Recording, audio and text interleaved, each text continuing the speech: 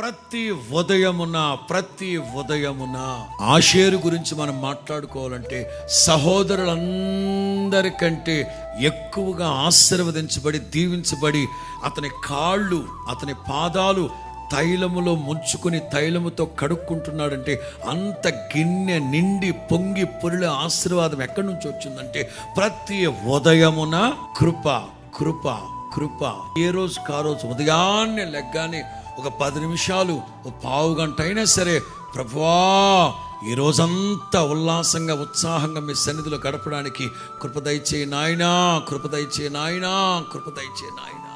మీకందరికీ కృప వెంబడి కృప కలుగునుగాక, మీకందరికీ కృప వెంబడి కృప కలుగునుగాక. ఒక సేవకునిగా నా వంతు నేను మంచి మనస్సుతో నా దేవుని కృపను మీ మీద ఉచ్చరిస్తూ ఆశీర్వదిస్తుండగా నా దేవుడు కృప వెంబడి కృప మీకు అనుగ్రహించునుగాక.